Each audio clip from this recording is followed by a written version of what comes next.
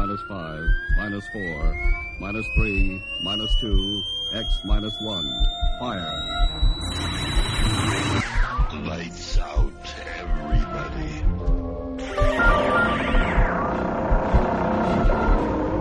The creaking door. Dimension X. Inner Sanctum Mystery. X minus 1. Dark fantasy.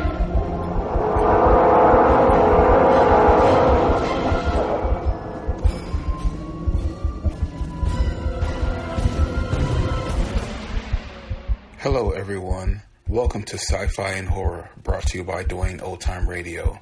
Sci-Fi and Horror features some of the best programs from the golden age of radio, including X-1, Orbiter X, Dimension X, it's a lot of X's, Lights Out, Ray Bradbury, Dark Fantasy, and many, many more. Before we start today's sci-fi and horror thriller, if you enjoy what I'm doing, let me ask you to subscribe to my channel. Subscribing is 100% free, and you will receive notifications on new posts. December is here, the last month of the year. We're going to start December with Twilight Zone, hosted by the actor Stacy Keach. 2 stories from Twilight Zone. The First Fathom Grave, and then we have The Man in the Bottle. And it's hard to find exact dates for these episodes, but the Twilight Zone radio series aired on BBC Radio from 2002 to 2012.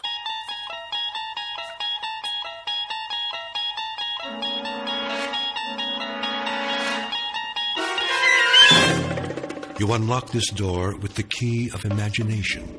Beyond it is another dimension, a dimension of sound, a dimension of sight, a dimension of mind. You're moving into a land of both shadow and substance, of things and ideas. You've just crossed over into the Twilight Zone.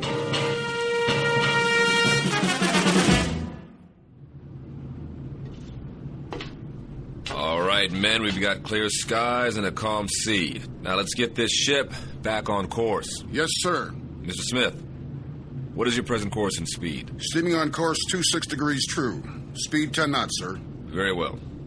Come right to new course 270 and indicate turns for 15 knots. Aye, aye, sir. Helmsman, come right to new course 270. Aye, sir. Coming right to new course 270. All engines ahead standard. Indicate 126 turns for 15 knots. Aye, sir. Engine room. All engines ahead standard 126 turns for 15 knots. Engine room answers. All engines ahead standard 126 turns for 15 knots, sir. All secure, Captain. Glad to hear it, Ensign. Any damage? No, sir. We took in a lot of water in the storm, though. That was one heck of a swell back there. I'm aware of the storm, Mr. Marmer. I'm also aware of the swell. And what I'm also aware of is that boat was not properly hoisted. A 13-year-old Sea Scout would have rigged it in a stored position. Right, sir. You can tell the chief boatswain's mate that I want to see him in my quarters, on the double. Aye, aye, sir. Chief Boatswain's Mate Bell reporting his orders, sir. At ease, Chief. That shouldn't be too difficult for you, should it? Sir? That state of being at ease. You're the champion of the fleet when it comes to being at ease, Bell. I don't understand, sir. The devil you don't. This couldn't be clearer to you if it came in diagrams. You are the chief boatswain's mate on board this ship. You run the deck division, you handle the rigging in and out, you supervise the heavy equipment, and there are 8 or 10 other cardinal duties you are responsible for, not the least of which, chief boatswain's mate Bell, is the proper securing of the whale boat. Now, last night we had a bad swell, and that boat should have been rigged in. Instead, it was left swung out, and as a result, she's 80% damaged and filled up like a swimming pool.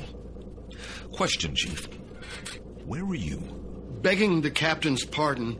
Don't beg my pardon. Just tell me, in a brief explanatory way, why you couldn't handle the initiatives of a chief bosun's mate, and why the efficiency of this ship has had to suffer as a result. We had 9 hours notice of that storm, Bell. This ship should have been 100% prepared. It wasn't, and I want to know why. I did all I could, sir. I haven't been feeling up to par. Did you report to sick bay? No, sir. Speak up, Chief. No, sir, I didn't report to sick bay. Look, Chief, I'm not in the business to pistol whip my crew. I want a tight ship, that's true, but I happen to care very much if any one of my sailors has a problem and can't function because of it. You've rated 4-0 all the way down the line for as long as you've served on this ship. And then suddenly, in the past 3 days, you stowed all your seamanship in a trunk someplace and came up with a bunch of dumbhead boners that I would expect from a 17-year-old boot. Bell, what is the problem? There is a problem, huh? No problems, sir. I'll watch it in the future. All right, Chief. We'll leave it that way, then. If you want to bend my ear at any time, you know where my cabin is. I'm available. Keep that in mind. Yes, sir. I will, sir. All right, then. That'll do it. Aye, aye, sir.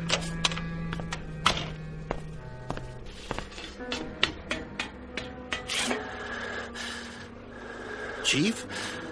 Hey, Chief, are you all right? What? You okay, Chief? You looked a little woozy there. Yeah, I'm okay. What am I listening to? Sir, contact bearing 280, 1100 yards, echo quality sharp. Evaluate as possible submarine. Submarine? But not moving, sir. Dead in the water. Shift the control to listen. Sounds like hammering or something, sir. Bridge sonar. Bridge eye. We have contact, bearing 030 degrees true, range 1100 yards. Appears to be a metal object. What kind of object, sonar? We can't tell, sir. From the sound of it, it's some kind of small ship, perhaps a sub-hull. Bridge eye. Sonar reports a contact, Captain. Evaluation is a possible submarine. A possible what? Stay on course. I'm going down to the sonar shack.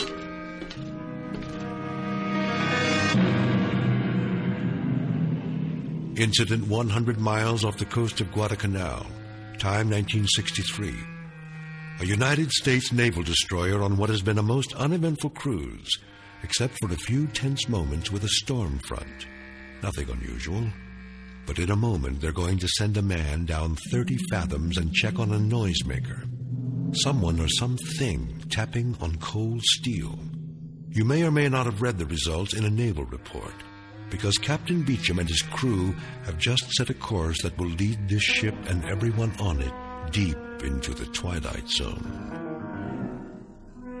And now, back to our story from the Twilight Zone, The 30-Fathom Grave, starring Blair Underwood, with Stacy Keach as your narrator.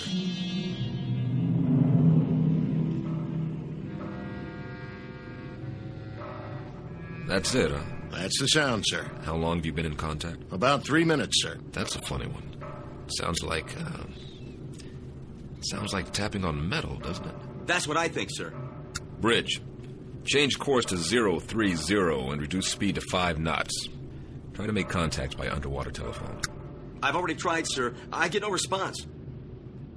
Listen. It stopped now. Just like that? Sonar still has the contact, sir. I'll leave it on. Stay on it. I'll be on the bridge.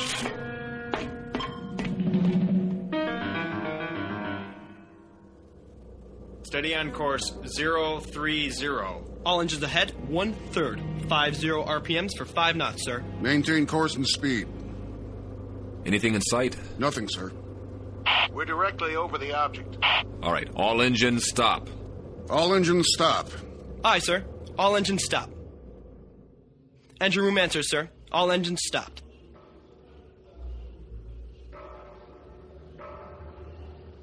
Do you hear it, sir? Wait, hold it. Hold it. I want dead quiet all over the ship. Tell those sailors on deck to can it.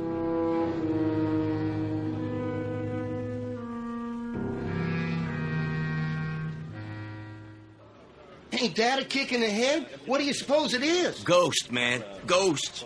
What do you think it is, Chief? I'm not sure. I've never heard nothing like that before. Stow it! Let's keep it quiet down there.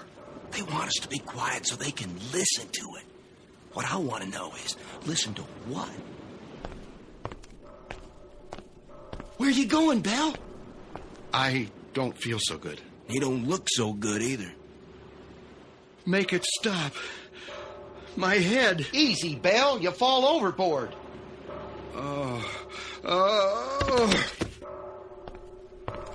I said quiet out here. What's the problem? We got a man down, sir. What happened? Nothing. Looks like you fainted. We'll get him down to sick bay. Yes, sir.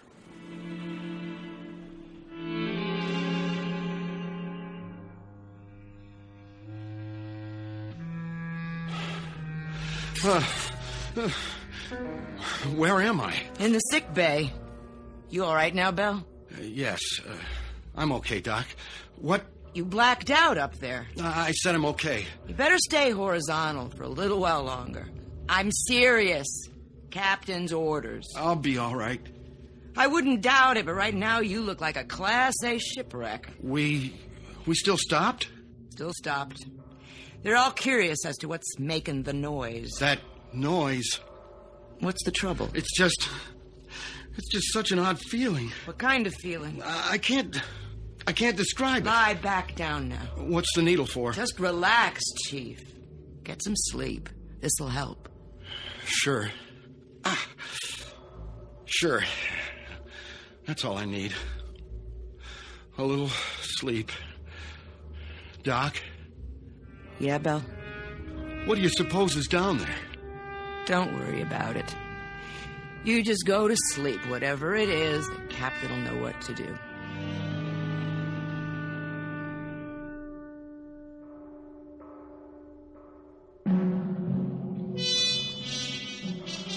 I want you to stay grafted to me, Lieutenant. Sir? Take notes on everything that happens from now on. I may turn in a report that'll stick me on a garbage tanker or even a naval hospital. I want 15 witnesses at my hearing who are on my side. Could be a sub, and we could be hearing it. It's only about 30 fathoms. Yeah, sure, it could be a sub, mister. That's probably what it is, but what about this sub? Has it got 2 arms and a fist? Because somebody's making noise down there. We have a diver on board? Yes, sir. What's his name? McClure in the 1st Division. He's a qualified diver. Tell him to report on the double. We'll send him down. Have him knock on the door. I see. And then what, sir? We'll see who invites him in.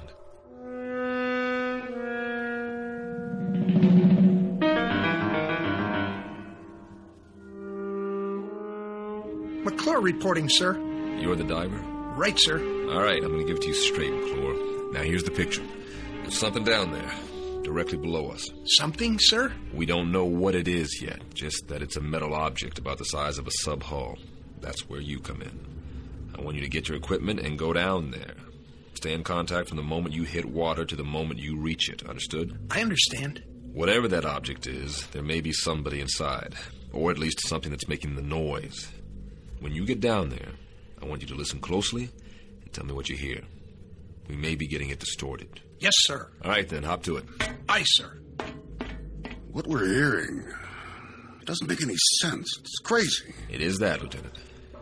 But if it isn't a sub, sir, what is it? Maybe it's a Spanish galleon, Lieutenant, with a treasure chest and a loose lid that's off its hinges. Or maybe it's just our imagination. Well, we'll sure find out. As soon as he suits up, they'll lower him down. And then we'll know. I sure hope so, Lieutenant. One way or another. I hope you're right.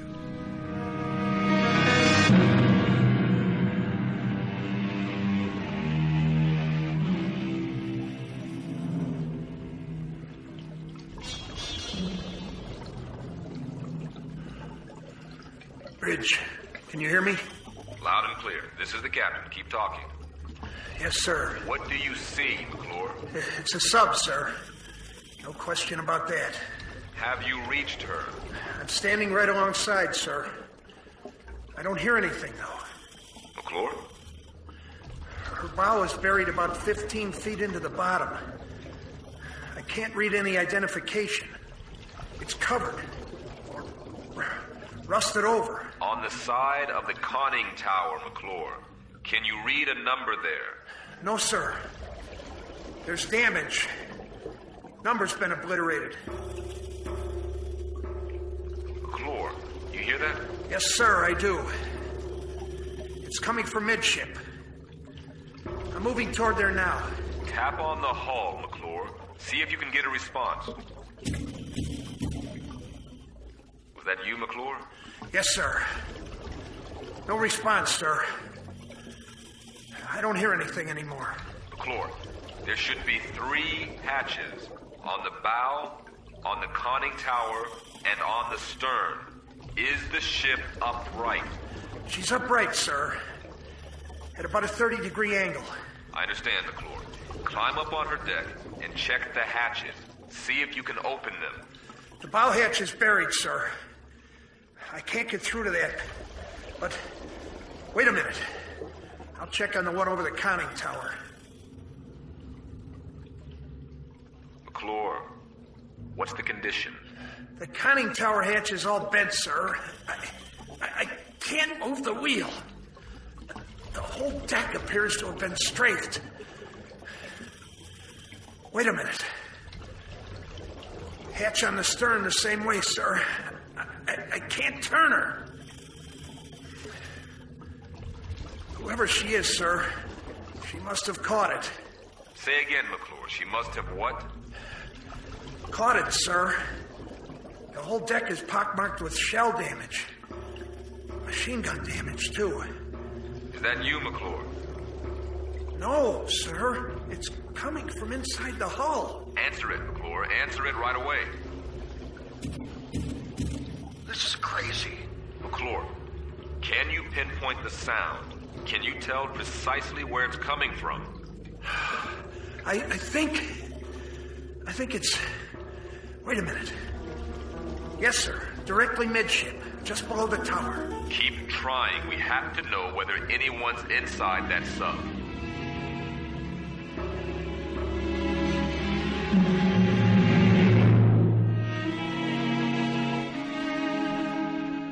Now, back to the 30-fathom grave on the Twilight Zone. No more contact, sir. Stay on it for as long as you can, McClure. Come up when you're ready. Aye, aye, sir. Get the comm, officer. I want to send a message. Action of 7th Fleet, info to SyncPack. Appraise them of the situation. Get on it. Yes, sir. Radio bridge. Radio I. Captain wants a message. Action to comm 7th Fleet. Info SyncPack Fleet. Have located sunken sub. Position latitude 09-30-00 south. Longitude 160-48-00 east. Request confirm location of all known sinkings this area. Will remain this area until further advised. Precedence operational immediate. Aye, sir. Any ideas, Captain? An even dozen, but every one of them nullifies the one ahead of it. If it's one of our subs, we should have gotten a report on it. And even if it's somebody else's, why haven't they gone out the torpedo tubes? That's what I was thinking, sir. Which brings us down to another common denominator. That sub has been hit by shell fire. So, whatever action took place must have happened within a period of hours, or else there wouldn't be anyone still alive. But there's been no action. We'd have seen it, or heard it.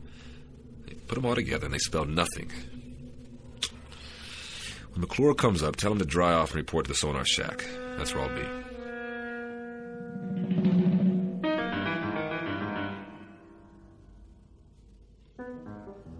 How you doing, McClure? Fine, sir. I could use some hot coffee. Well, you can drink a gallon of it if you want. Just tell me. What did we find out? I don't know, sir. I don't know either, Bosun. Just tell me what you do know. There's somebody inside her. I'd lay odds on that. 3 or 4 times when I pounded on the hull, that's when somebody answered me. Well, what about the sub itself? Could you judge her length? Well, I guess her to be about 300 feet, sir. Maybe 25 feet midship. Sounds like one of ours. She looks like one of ours. There were ballast tanks and flooding ports on the underside. She's moving, sir. Now, that was the other thing, Captain. She wasn't stuck in tight. Deep, yes, but not tight. She seemed to be swaying. You still cold, McClure? I've been warmer, sir. And you will be again, but right now you're going to get colder. I want you to check her bow. Maybe she's pulled herself loose and you can finally read that number.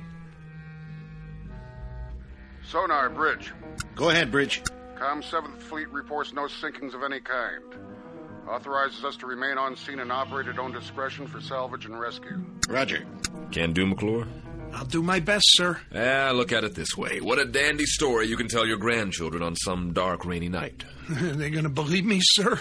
I'm not sure I will, but if you can get me a number or a name off that hull, we may be able to sleep tonight after all. Yes, sir. I've got a question for you, Mr. Smith. What's that, sir? If they're in there and alive and can't use the torpedo tubes, how do we get them out?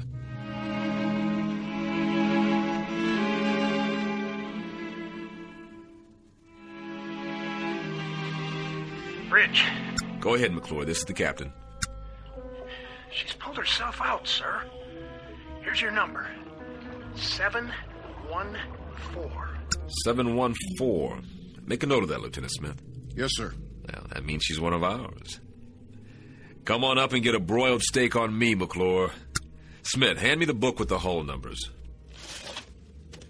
Here you are, sir. Give me that number again. 714. Here it is.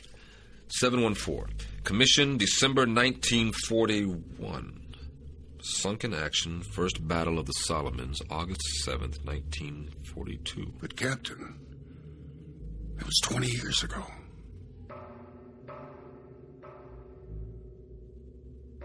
Then, Lieutenant, tell me something. Who is inside that sub?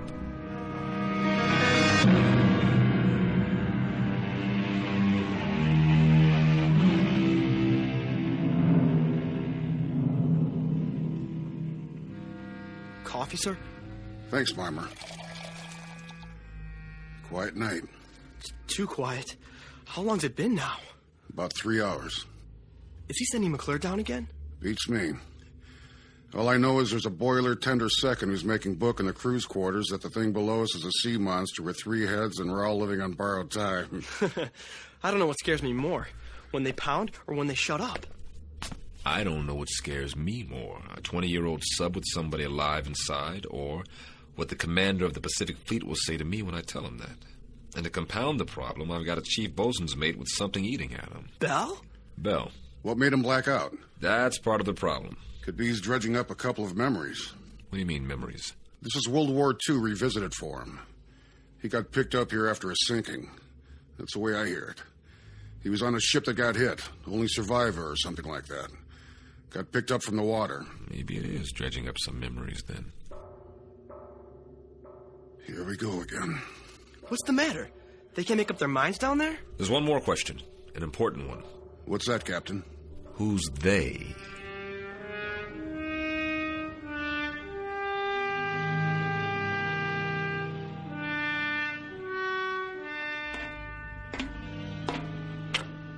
Hello, sir. Doc? How's it coming down there? Yeah, it's coming. How's your patient? Asleep, sir. I was just going to get some chow. Keep me posted. I'll be in my quarters. Aye, sir. No.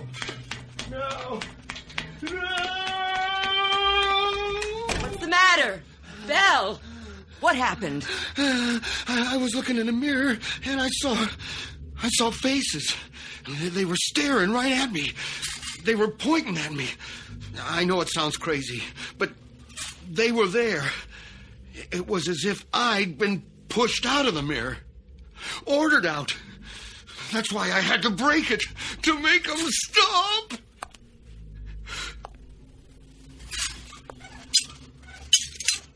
Doc? Yeah, Chief. Do you see me in the pieces of mirror down there on the floor? Listen to me. I see you right here in front of me. I see you just fine. Remember that. Nobody is ordering you anywhere. You're not going anyplace. We're gonna lick this, Belle. I mean it. We're gonna lick this. Oh.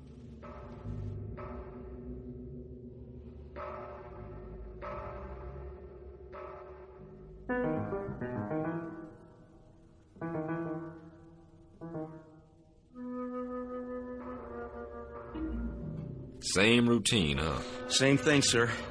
But it's getting a little fainter, I think. And they don't acknowledge our signals at all. But it's definitely fainter. It's some piece of equipment. That's what it is. Something loose that's probably swinging back and forth and hitting a bulkhead. Possible.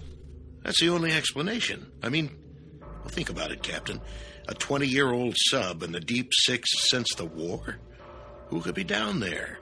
Somebody who dies awfully hard.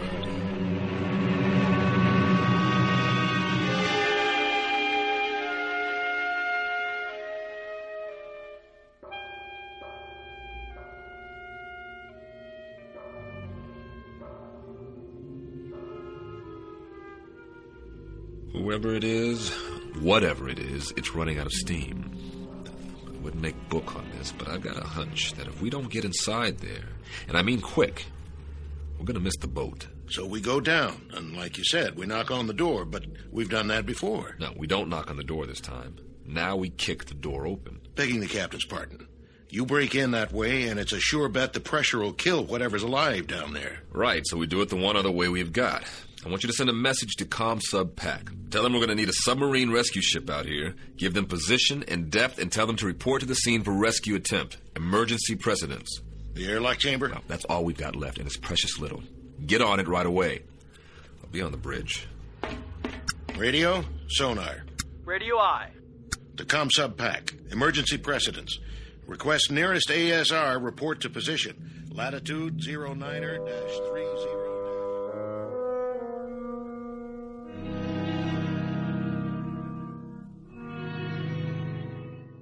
Doc? Yeah. You got a cigarette? Sure, Belle. I'll do it. Your hands are shaking. Thanks.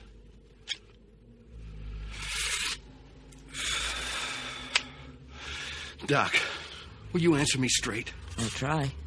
Who's outside? What? Who's out in the passageway? Nobody's out there. Why?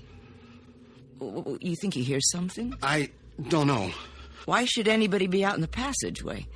Nobody's posting guard on you. I just felt as if there was somebody out there. Now, there's nobody out there. Nobody at all. Who did you think it was? I don't know. The only thing out there is a long stretch of steel and deck. Nothing else.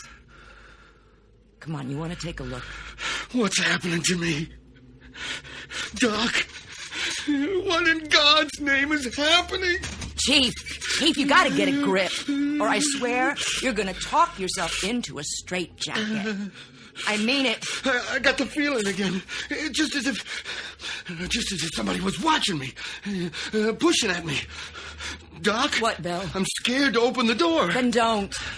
I told you, there is nothing out there. I'm scared to open it, but I have to.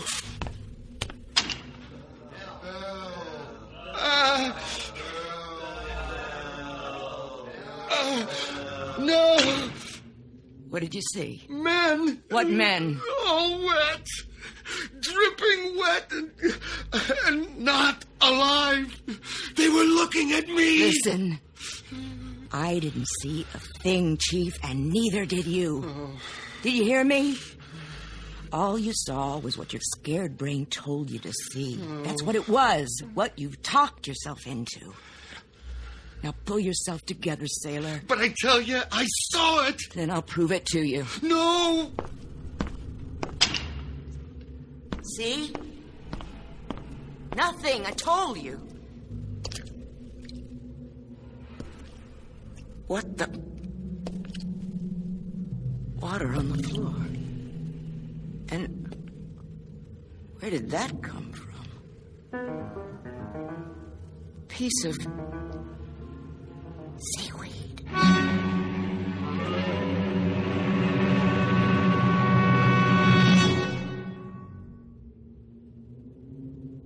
does it, McClure? Go down and try to get a response. It'll help that sub-rescue outfit if they can get a specific location. How will they get in, sir? Through the forward torpedo compartment or the stern. Then they'll have to blow each of the 6 other compartments before they can enter. What if I don't get any answers, sir? We haven't heard from them in almost a half an hour. If you don't get any answer, come back up. The rescue team will take it from there. No survivors then, sir. Is that what it'll mean? That's what it'll mean. They'll bring up bodies, not survivors. Okay, McClure, up to it. Aye, sir.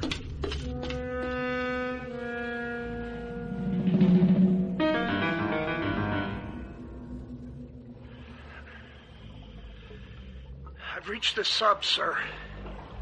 The next noise you hear, that'll be me. Go ahead, McClure. Pound away. Any response? None, sir. No response anywhere. Keep trying. Yes, sir. McClure? Captain, I found something here. Wait a minute. I can't make it out. What about the response? Did you hear anything? No, sir. Nothing. Give it a few more minutes. Yes, sir. No soap? No soap. It really frosts me. To get so close to those poor devils and then... The sub-rescue ship is due here at 0300. Keep an eye peeled. I'm going aft to meet McClure. Aye, sir.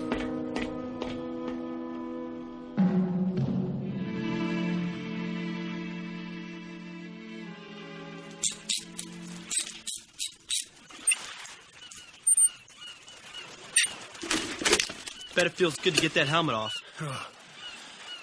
Yeah, it sure does.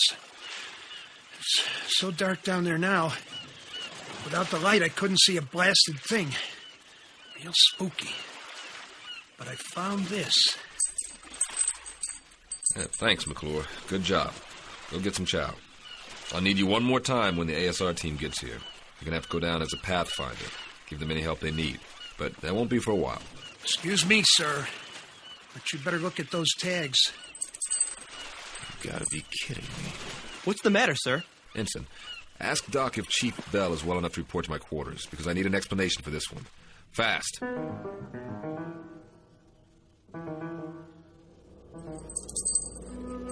Go ahead, Bell. Read what it says on these dog tags. I don't have to, sir. I know what it says. It says Bell, William J. That's yours. Yes, sir. McClure found it on the deck of that sub down there. When did you lose him, Bell? I lost him a long time ago, sir. 20 years ago. How? I don't remember, sir. Try, Bell. Try to remember. I was on a ship. What ship, Bell? A submarine. The one below us, sir. That was my boat. Who's making the noise down there, Bell? What's it all about? Do you know? We were on the surface. It was night. I was a signalman then. I was supposed to put the infrared filter over the signal lights. Otherwise, they would have seen us. They would have seen the light. They would have found us. I don't know what happened. I was scared, clumsy. I dropped the signal light. The filter fell off. They were waiting for us out there. Japanese destroyers. They saw our light. And it was my fault. They let us have it. They straddled us with the first salvo. The captain took the sub down, but it was too late. They unloaded depth charges. And that sub wasn't ever coming up again. What about you? I got flung over the side when the first salvo hit. And all that time I was in the water, I could... You could what? I could hear the voices of our guys down below me. They were screaming. I know what it is now. This crazy feeling I've had. What? What is it, Bell? I got out. One guy out of the whole crew. I got picked up later on by one of our destroyers. But I got out. Do you understand, Captain? I sank that sub. I was responsible, but I got out. Bell, I want you to listen to me. Those guys down in the sub, They know I'm up here. Bell, hear me out. I should be with them. I should be down in that sub. Bell. I should be dead.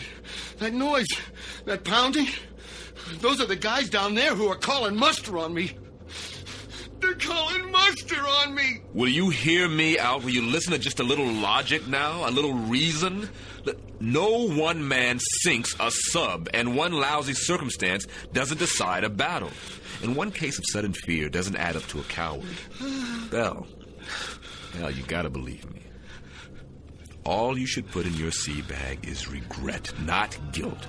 Do you understand, Bell? Not guilt. They're calling muster! Bell! Come back here!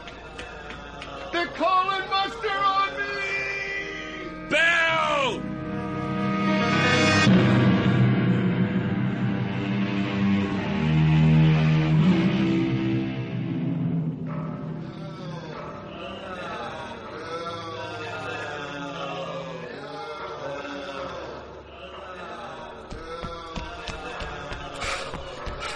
Bell, get away from the rail. Now, that's an order. They're calling me! Man overboard!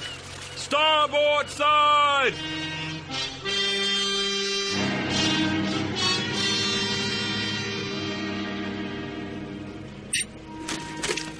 Rescue ship says you got inside.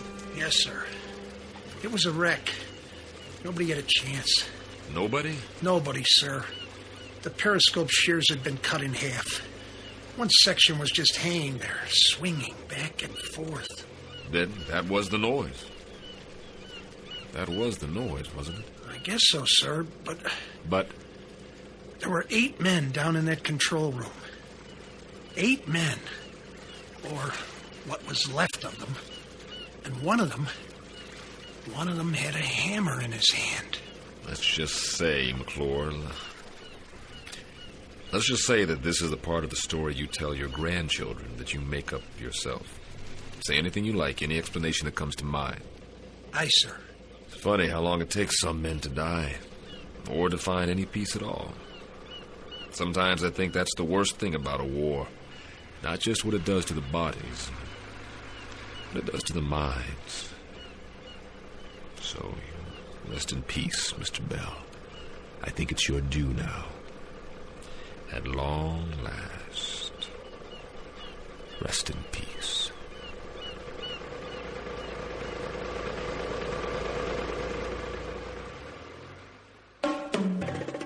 Small naval engagement. The month of July, 1963. Not to be found in any historical annals.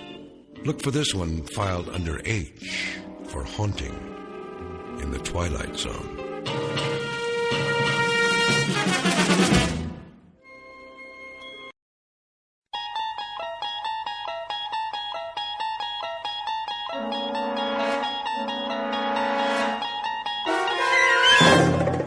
You're traveling through another dimension. A dimension not only of sight and sound, but of mind. A journey into a wondrous land whose boundaries are that of imagination. Your next stop, the Twilight Zone.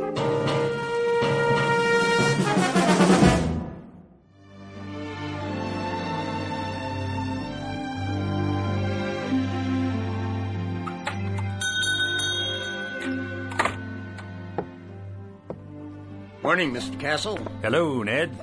Any mail today? Got it right here. Where's my registered letter? Registered? Oh, I didn't see one. The one that says I won the Publishers House sweepstakes. Oh, well, I'll keep an eye out for it. I entered that one myself. Instead, I get only bills. Yeah, the check's in the mail, Mr. Castle. Say, maybe tomorrow, huh? Maybe. See ya.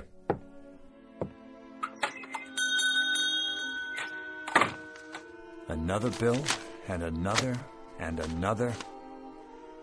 Edna, what about the gas and electric? What? The gas and electric bill. How many months is that? 2 months.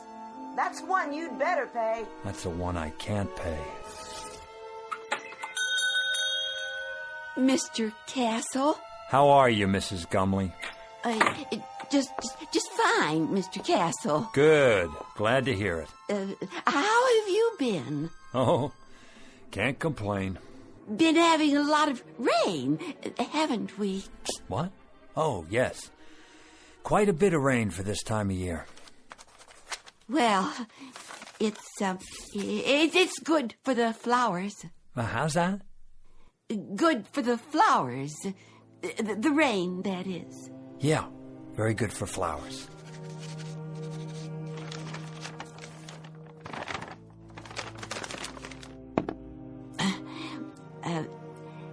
An heirloom today, Mr. Castle. An heirloom, Mrs. Gumley. You don't say. Oh, yes, Mr. Castle. Been in my family for years. Has it now? Years and years. It's supposed to be very valuable. Hand-blown glass is what it is. Mrs. Gumley, it's just a plain old glass wine bottle. Do you know what it's worth, actually? Nothing. Not even a deposit. If you could find the store where it came from, that's what they'd give you. Nothing. I could let it go for $1. Mrs. Gumley, if I could spare $1, I'd give it to you. Believe me, I would. But things have been rough here. The pawn shop business isn't what it used to be. I'm so in debt myself that... I see. Wait a moment. Yes?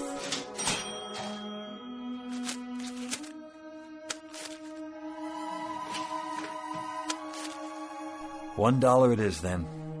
I wish it could be more, Mrs. Gumley. I really do. God bless you, Mr. Castle. I could kiss you. Stop that now. It's nothing. You're a wonderful man. Good luck to you. And to you. Better days for all of us. Mr. Castle, it's not an heirloom, you know. I found it in a garbage can. It's just a dirty old cheap glass bottle. Please forgive me for lying to you. That's all right, Mrs. Gumley. Who knows? Maybe it'll turn out to be an heirloom. We'll just have to wait and see.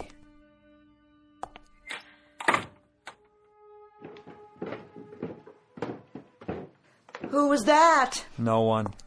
It sounded like Mrs. Gumley. Then I heard the cash register. What did you buy this time? Edna. Oh, a bottle. Gorgeous. She said it was an heirloom. Is that right? She has to eat, doesn't she? And you don't? That's not the point. Arthur, we're a couple of weeks away from bankruptcy. Don't you think I know that? Then you'd better start rubbing that bottle and pray, Arthur. Pray that a genie appears, because that's about the only hope we have left. Oh, Edna. Edna, please.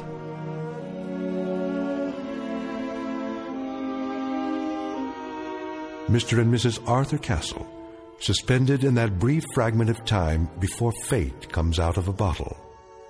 Mr. and Mrs. Arthur Castle, gentle and infinitely patient people whose lives have been a hope chest with a rusty lock and a lost set of keys. But in just a moment, that hope chest will be opened, and an improbable phantom will try to bedeck the drabness of these two people's failure-laden lives with the gold and precious stones of fulfillment. Mr. and Mrs. Arthur Castle, standing on the outskirts and about to enter the Twilight Zone.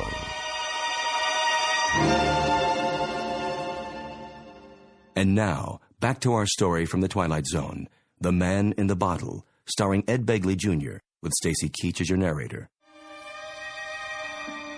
Here, give me the bottle straight into the trash with it.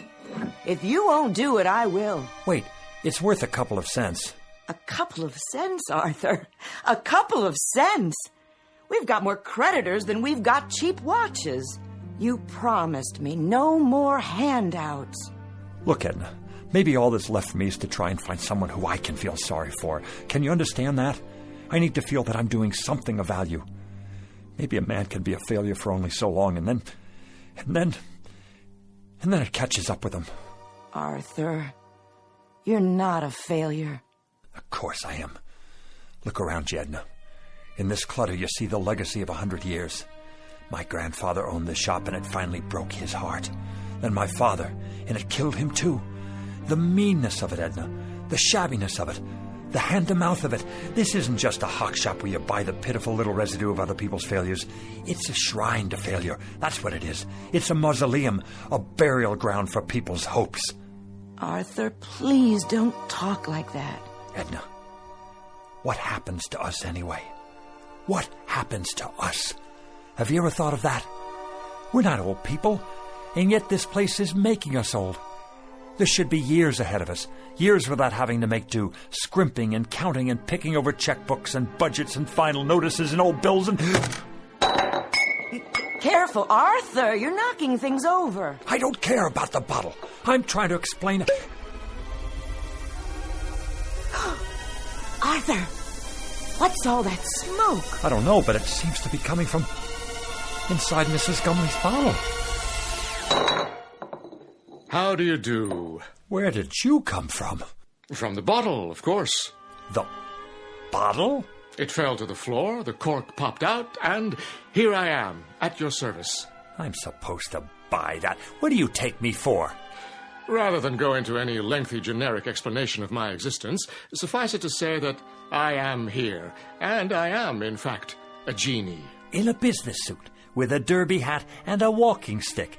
And you expect me to believe that you're a genie? That's quite correct. There's no such thing, except in fairy tales. On the contrary, I am living proof, in a manner of speaking. Arthur, who is this man? You'll have to do better than that, mister. I don't know what you're trying to pull here. Very well, I'll get right to the point. I can offer you 4 wishes with a guaranteed performance. 4 wishes? Aha! You got that wrong. It's supposed to be 3. In every book I ever read, it was 3 wishes. Better get your story straight. That's a myth, I'm afraid. Oh, they may have offered only 3 in the beginning. But for some time now, 4 has been the operant number. Some considerable time. It's proven to be the most effective option. Think about it. Too few, and a person may waste the opportunity of a lifetime, so to speak. Too many, and, well, the possibilities can get out of hand. Frivolous, in other words. The opportunities tend to cancel each other out, if you see my point. You've got your answers down, I'll give you that. I think I better sit. Well, Mr. Castle, Mrs. Castle, what do you have in mind? Arthur, I don't understand. What's happening here? Don't worry, Edna. The bottom line is he's a con man. He has to be. But I see him. Don't you? I don't know what I see. Could be some kind of hypnotist or something. Remember that guy on television? He made an elephant disappear. Child's play. Smoke and mirrors. You're telling me you're not a magician? Nothing of the sort. I grant 4 wishes to the owner and then go back inside the bottle for a century and a day. 100 years. Inside a bottle. Plus 1 day. A nice touch, don't you agree? Until a summons comes from the next owner. What if there isn't another owner? But, my dear fellow, there must be. Consider the span of a man's life. 70. Isn't that the tradition? So let's say nobody calls you. Or it's the wrong day. Ah, you've hit the nail on the head. I've learned to cultivate patience beyond anything you can possibly imagine. All of which means you're extraordinarily lucky today. As am I, in a manner of speaking. Maybe he's from the lottery. We didn't play the lottery this week, Edna. Just as well. The odds are quite unrealistic. What I'm offering you transcends any lottery the world has ever known. They're strictly nickel and dime operations in comparison. I have to think this over. Take your time. Interesting shop you have here. Chinese vases, Tiffany lamps, bric-a-brac of every sort. Mostly imitation, of course. No offense.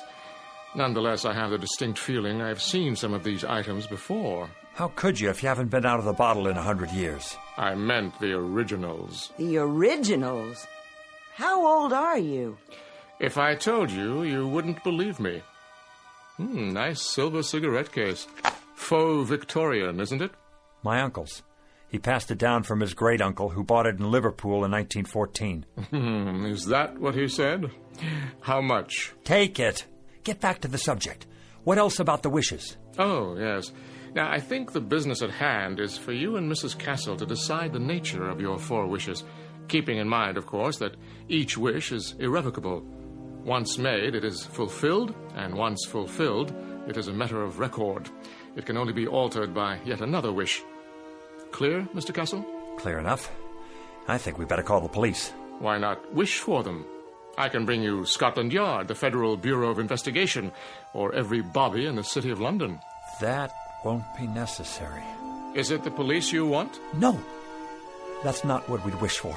Arthur, are you out of your mind? Go ahead, Mr. Castle. You were saying? Well, if I had a wish... You believe him? Just for the sake of argument, let's say that I wanted that broken glass in the case over there. Let's say I wanted it to be fixed. The glass display case? Unless that's too hard for you. I broke it cleaning up the other day. One whole side is cracked. Is that all? It's too expensive to replace and impossible to glue together. Impossible. Would you like to make it official, Mr. Castle? Arthur, be careful with this man. You don't know what he's after. Well, Mr. Castle, is that your wish? Yes, that is my wish. I want the glass in the case to be repaired. Very well, then.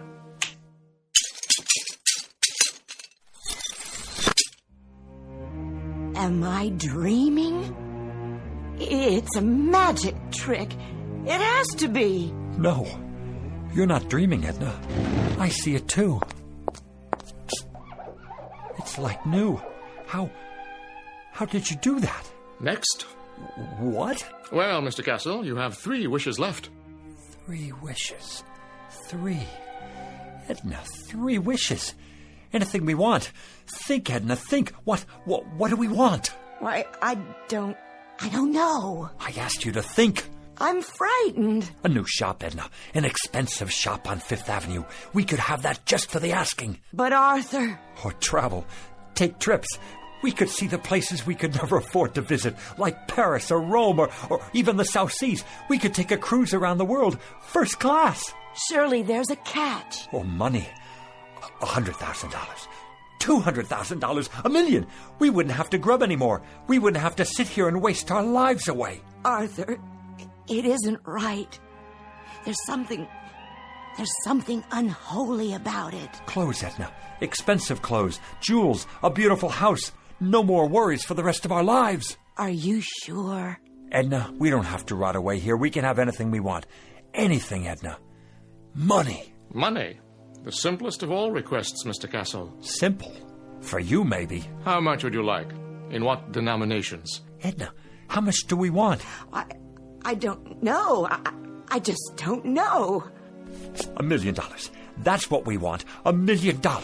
In what form? Gold? Silver? Of course, there are market fluctuations in precious metals, so there will naturally be an element of risk. Platinum shows the least movement. Diamonds are relatively stable at the moment. Forget it. Cash only. All negotiable U.S. currency. Very good. Denominations? No 50s or 100s. Make it $5 and $10 bills. Recent dates and no counterfeits. Where would you like it? Savings account or checking? Perhaps a numbered deposit in a Swiss bank.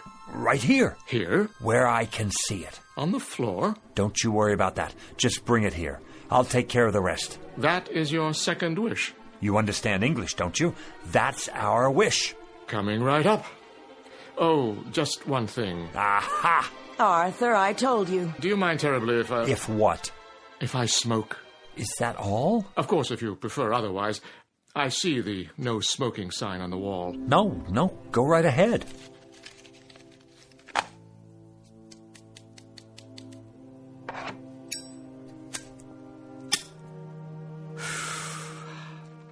Very well.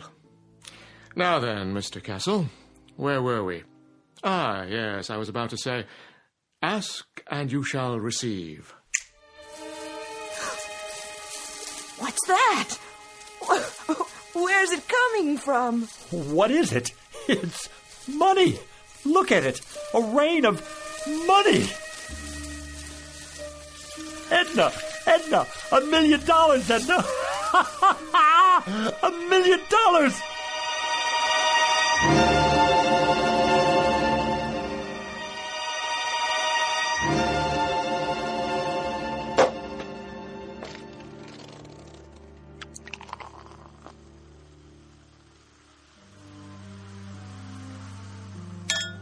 There you are, Edna. Champagne. I think I've had more than enough. I suppose you're right. How can I work if I have a hangover? Well, you could take the day off. Edna, you're a genius. Why didn't I think of that? We both could. Close up the store and... And what? I wouldn't know what to do, would you? Well, let's see now. It's a beautiful day. We could take a walk together in the park. Oh, Arthur, I'd have to get dressed up, and I don't have any comfortable shoes. Or we could go to a restaurant. Any restaurant at all. But we've already had lunch. Then we could take in a film downtown, or a play, a musical. Do you know how many years it's been since we did that? And leave all this money out like this? I don't think that would be a good idea. So, we're prisoners here. We can't go anywhere, do anything, for fear that someone might steal it from under our noses. What good is it? Oh, Arthur, we can put it in the bank. That's tomorrow. The bank's closed now. Unless... What are you thinking? Call your brother on the telephone. Tell him to come over here. He needs money for his operation, remember? Oh, I like that idea. And while you're at it, call Avritton, the butcher, and Mrs. Tiola, and the checker at the market. And that nice girl at the bank. And the dry cleaner. And here, look in the book. All our old customers, the ones who can't afford to get their valuables out of hock. Call them all, every one.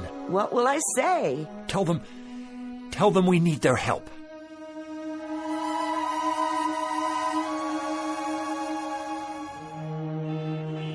It's a miracle, that's what it is. I couldn't believe it when they called. Where did they get it all? They're such wonderful people. And so generous, too. Hey, now, what's going on here? Hello, Officer McLaurin. The line's halfway down the street. Yes, it certainly is. They're having a fire sale in there, or what? It's that nice Mr. Castle and his wife. What about them? They're redeeming things. What things? All kinds of things, as long as you've got your pawn ticket. Even if you don't, they remember. They're redeeming us. That's what they're doing. It's the loveliest gesture I've ever seen. Hi there, Mrs. Gumley. Beautiful day. Indeed it is. Your turn, Mrs. Gumley. Go on in. Hold on. Where'd you get that fistful of money? Right inside, officer.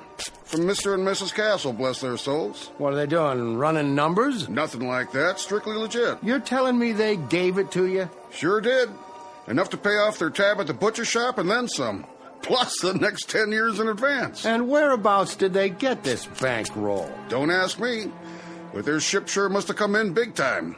The horses, was it? Or the lottery? I heard it was the sweepstakes that came in the mail. No, it was their cousin. He died and left them a fortune. Well, we'll just have to see about that. They're not breaking any laws. I haven't had my turn yet. You're not going to arrest them, are you? Maybe not, but I'll keep a close eye on the situation. In the meantime, I know someone who might be real interested in all this.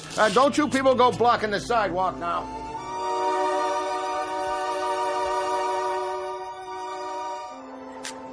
Here you go, young man.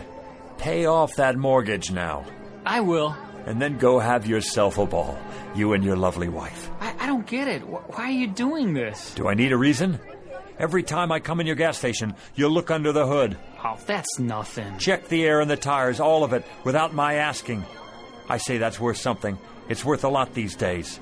Well, thanks, Mr. Castle. Bye now. Who's next? Mrs. Gumley, how are you? Very well, thank you. Here, you take this now. I want you to have it. Oh, so much. Don't you worry about it, Mrs. Gumley. Anything you need, anything at all, you come to us. There's more where that came from. For you, plenty more. Oh, God bless you both. But why are you giving me this money, Mrs. Castle? Why? Because you're so bright and cheery every time I'm in the market. Oh, Mrs. Castle, thank you. You put this in the bank now for when you get married. And for you, Mr. Jacks? And you too, Mrs. Tiola. You have a nice day now.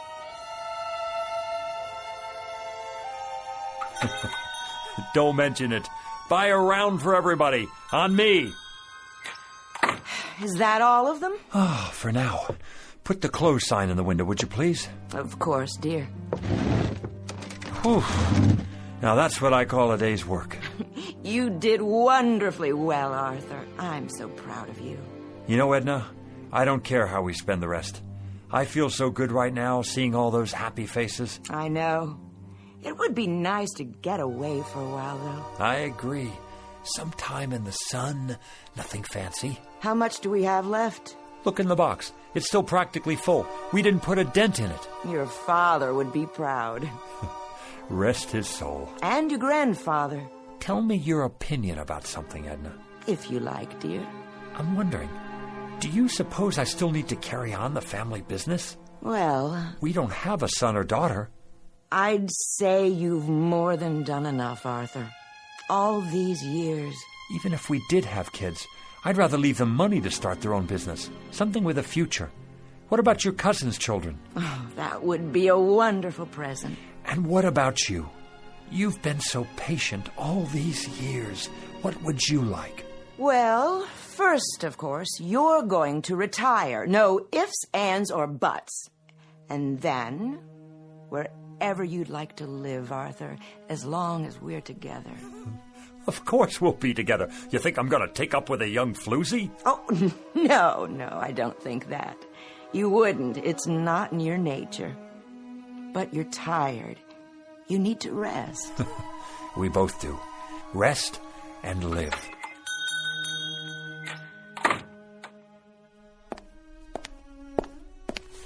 Yes. Good afternoon, Mr. Castle. Do I know you? Let me see. Harry Joy's son. I don't believe we've met before. Wait. Stu Wintner's nephew. That's it. Not quite. Are you from the life insurance company? Because if you are, we've got your payment right here. Just let me count it out for you. In cash. Is that all right? That's not necessary. Or we could write you a check just as soon as we make a deposit. And quite a deposit it will be by the looks of all this. I told you, Arthur, we should have put it away. Let me give you my card. Internal Revenue Service. That's correct. There's a matter of an income tax, Mr. Castle. You just send us the bill and we'll pay it. But send the bill in a hurry, would you please? My wife and I will be taking off for Europe very shortly. Oh, could we? Consider it done. Where would you like to go first? The Eiffel Tower, an African safari, waltzing in Vienna, perhaps? Dancing? We haven't been dancing since I don't remember. Dependents? Just a few details for the record. Ask away. We have nothing to hide. How many dependents can you claim? The whole neighborhood. They don't count.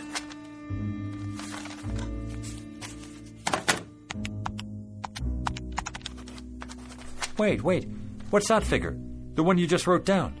Beginning with a sum of $1 million taxed on the basis of a husband and wife, using the standard deductions and taking into account unpaid back taxes, approximately $907,000. Oh, that's how much I have left? Good. Fabulous.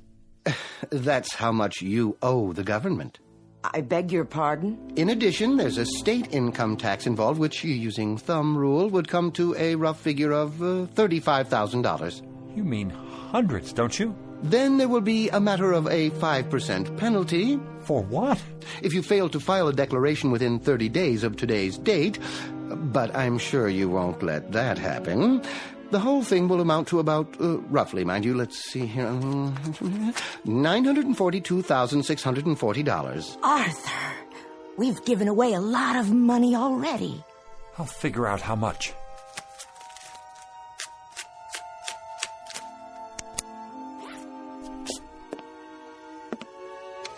Fill out this form and send it to us with your check. It should be self-explanatory. If you want to use the installment plan, we'll send you a statement after your records have been analyzed. Mr. Castle? Yeah. Send us the bill. We'll be seeing you. Good evening to you, Mrs. Castle.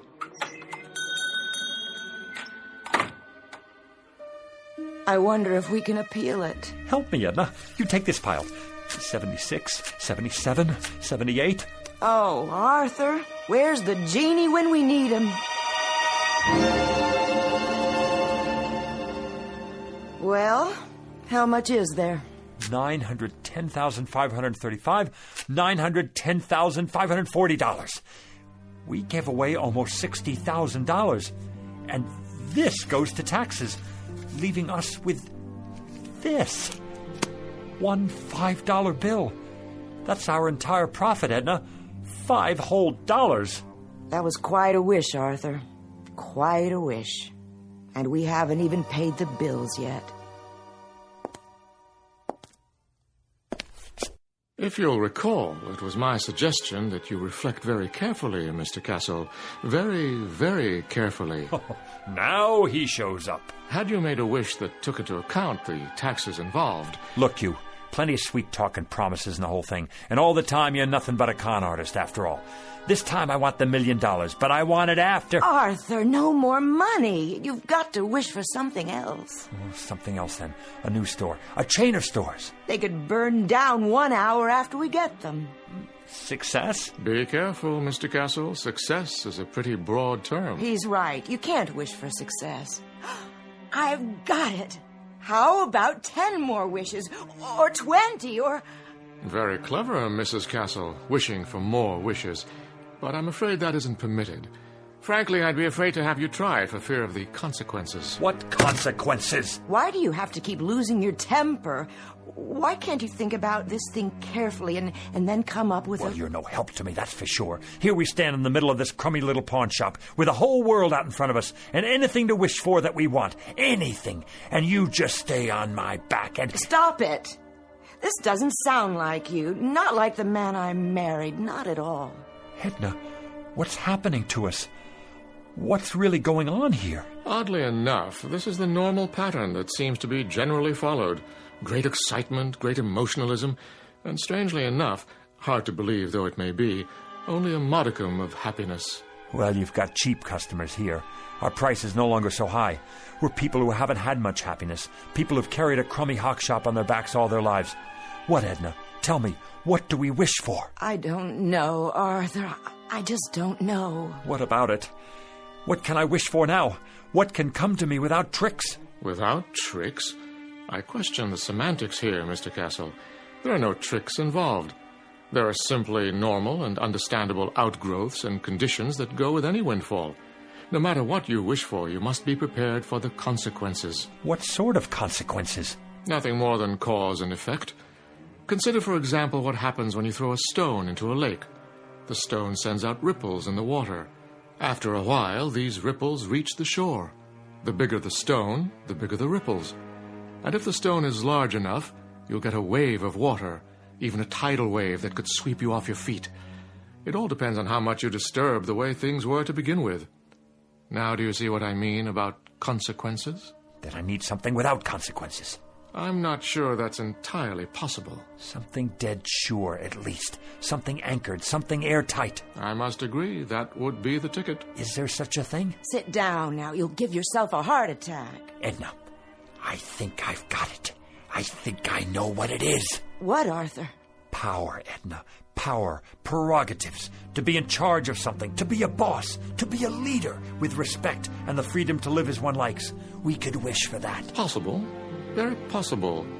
President of a corporation? That sort of thing? We could be sued, go bankrupt. Warden of a prison? That's idiotic. Mayor of a city? We could get voted out of office, and then what? Wait a minute. I know what. Head of a country. Ruler of a whole country, that's it. Who can't be voted out of office. What about it, Jeannie? I want to be the head of a country who can't be voted out of office. Is that your wish? Do you want to be more specific than that? Hold on. Let me give it to you this way. I want to be the head of a foreign country who can't be voted out of office. But it must be a major country, well known, not some poverty-stricken third world place, and not in ancient times either, in modern history. How do you define modern? Within my lifetime, and developed. A fully industrialized country with millions of educated people where I'm very popular and can't be voted out of office. No problem. You sure? Of course I'm sure. I mean, what about the consequences? Consequences, Mr. Castle, I've already told you. You run the risk of consequences no matter what you wish for, like the ripples in a stream. There's no predicting, at least not with absolute certainty, where they'll lead. All right, then. Go ahead, Arthur. Wish for that. The thing you said. I want to be the head of a foreign country, just as I've described it. Now it's your turn, Jeannie. Take over. As you wish, Mr. Castle. As you wish.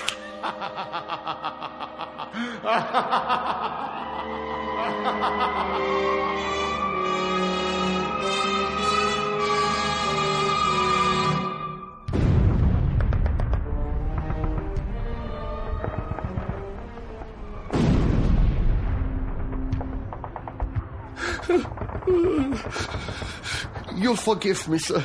Yes? I have not slept in 3 nights now, but the situation is as I described. The first Ukrainian army has cut us off from the south. There's no sign of Wenk's reserve army. There is no reserve army. We are simply doomed. There is no hope for us. From now on, it is just a mass suicide. Did you hear what I said? They are already in Berlin. What about it, Führer? Führer? What do you want to do? Why do you call me that name? Here is what you asked for. Very quick and very painless, mein Führer. And we have the gasoline for you and Miss Braun. When you're finished. Head of a country. Can't be voted out of office. It's the end of the war and I'm in a bunker and I'm... Heil Hitler! It's almost the end. I've given them the poison. We'll take their bodies out into the courtyard and burn them when it's finished. Have the gasoline ready. I won't take the poison. I wish I were back where it all started. I wish I were Arthur Castle again. Oh, Arthur, you've broken it. What? Broken what? The bottle Mrs. Gumley brought in. Why? I have, haven't I? Not poison, an old wine bottle. Let me sweep it up for you. I can do it. It had no value anyway. No value at all. I'm here. My final wish. I'm really here now. Where is he? Where is who? You know who I mean. The... And why would he be here? You've had your 4 wishes, remember? No, yeah. Well, I guess I'm a 4-time loser. What do you expect? I just wish he doesn't come back. I wish... There you go, wishing again. Right. Why should I? Why did I? Look at what we have here, Edna.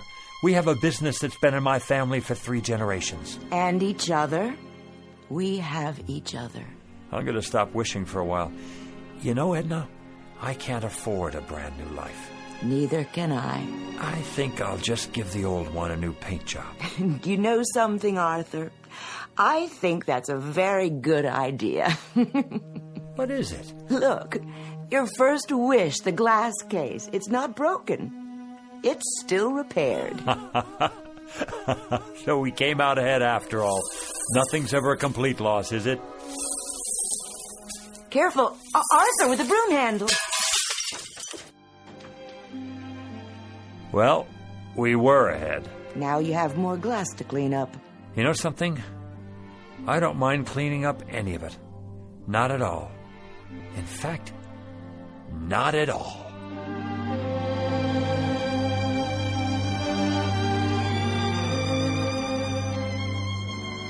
A poet named Lowell said it.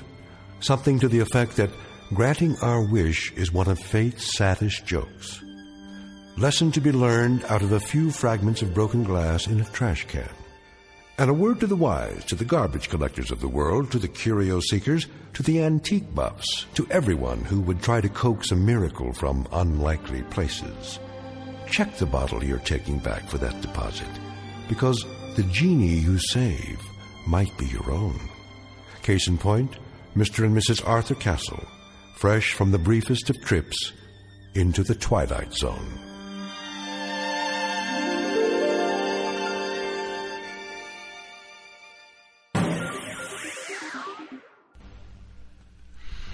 Thank you for listening.